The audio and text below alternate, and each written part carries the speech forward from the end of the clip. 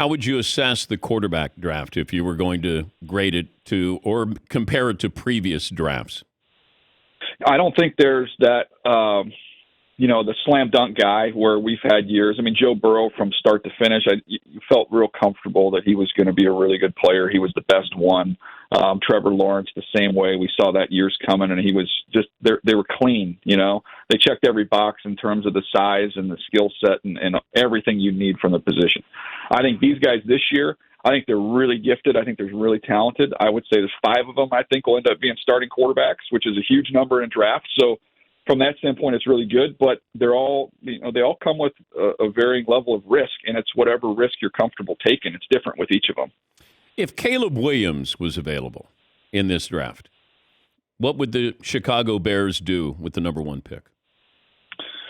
Well, I've seen enough of him. I haven't done, the big workup on him, but I've seen enough to know that when guys like that come into the draft, you take them and you move on from whoever else is in the building. Okay.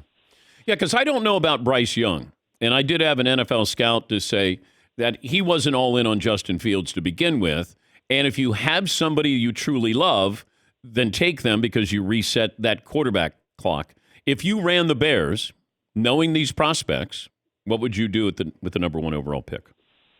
Yeah, I'm going to take you on a winding road here because the first part of that question is, who do you like better? Do you like Justin Fields better, or do you like Bryce Young? Personally, I have a higher grade on Bryce Young.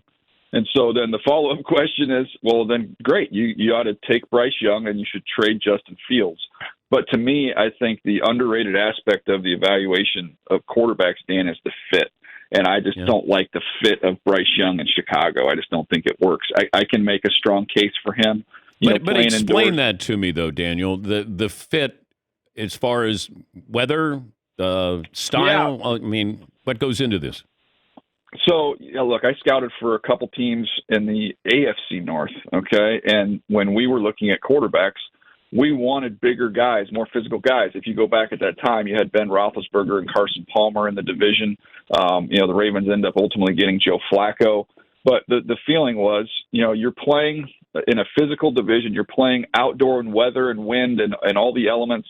It just, you wanted a more physical guy to hold up in there. It's a different game when you play indoors. I just look at Bryce. I think of, how everything is crisp and on time. Get the ball out. When you have indoor field, you've got indoor footing. Timing is it's a lot easier there, and I think all of his strengths play well in that environment and that in that AFC South with either Houston or Indy. Yeah, and speaking of which, Justin Fields actually fits the Chicago Bears style. He does. When he might not like the cold weather, but he fits it.